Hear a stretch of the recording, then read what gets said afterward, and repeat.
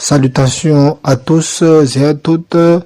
J'aimerais vous partager une courte vidéo traitant de l'art d'interpréter un thème géomantique, plus particulièrement la façon d'interpréter un thème de compétition, par exemple, un thème d'élection, un thème de jeu, etc., etc.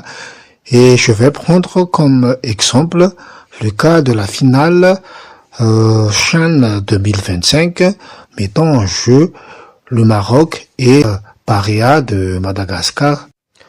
J'ai érigé le thème géomantique le samedi 30 août 2025 vers l'après-midi avant le match prévu donc à 18h heure de Madagascar.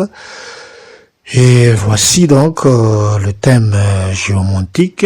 Et en ce qui concerne le choix des protagonistes ou bien le choix des significateurs, j'attribue la maison 1 au Maroc puisque le Maroc a déjà reçu plusieurs victoires en termes de CHAN, tandis que Paria de Madagascar est plus associé à la maison 7 puisque c'est donc le prétendant.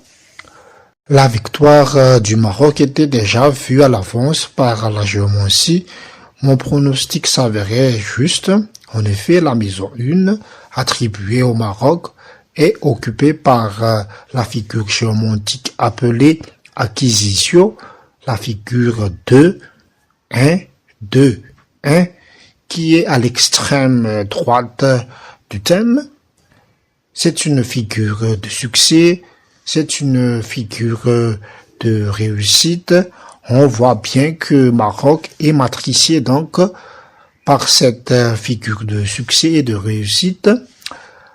La maison 2, c'est-à-dire la maison en analogie avec la chance du Maroc, quant à elle, elle est occupée donc par Caput Draconis, une figure bénéfique, une figure d'expansion associée aux choses sérieuses, à la perspicacité, à la prévoyance. En ce qui concerne la maison 7, maison attribuée au Paria, cette maison est occupée par conjonction, une figure géomantique intermédiaire ambiguë, tandis que la chance du Paria, c'est-à-dire la maison 8, est occupée par Cota Draconis, une figure maléfique, trompeuse, associée à tout ce qui est en chute. Ainsi, la chance du Paria est un peu mauvaise par rapport à celle du Maroc. En ce qui concerne le potentiel de victoire du Maroc, c'est-à-dire la maison 10, cette maison est occupée par Caput Draconis, une figure bénéfique. Caput Draconis est déjà en maison 2, c'est-à-dire maison de la chance du Maroc. Cette maison est une maison de compagnie pour la maison 1, c'est-à-dire Maroc. Il y a donc passation de Caput Draconis de la maison 2 à la maison 10. On peut affirmer aussi que Caput Draconis en maison 2, passant en maison 10, maison de la question pour Maroc, est une forme de perfection par conjonction.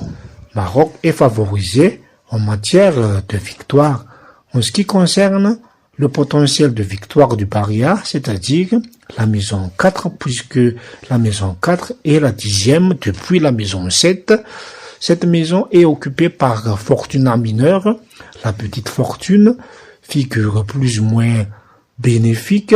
C'est une figure sortante, signifiant succès éphémère. Bref, on note déjà que Maroc sort victorieux. En outre, le juge terrestre, c'est-à-dire la maison 15, est occupée par Fortuna Major. Elle est aussi en maison 5, le jeu de Maroc. Le Maroc joue très bien. Fortuna Major, figure de terre, s'identifie sur le plan élémental avec Caput Draconis, qui est elle-même une figure de terre, ce qui signifie donc que la chance et la victoire est du côté du Maroc. De plus, dans la partie droite du thème géomantique, c'est-à-dire la partie associée au Maroc, on note 5 figures géomantiques qui sont bénéfiques, c'est-à-dire acquisition en maison 1, caput draconis en maison 2, il y a aussi caput draconis en maison 10, il y a aussi albus ou bien le blanc qui est en maison 9 et acquisition en maison 13, tandis que dans la partie gauche du thème géomantique, c'est-à-dire la partie du thème qui est attribuée au Baria, on note 3 figures bénéfiques, c'est-à-dire Fortuna major en maison 5, Fille en maison 6, Joie en maison 12, Conjonction en maison 7 et en maison 13 est une figure intermédiaire. Pour conclure, compte tenu de ces configurations géomantiques précédentes, Maroc remportera la victoire et ce fut le cas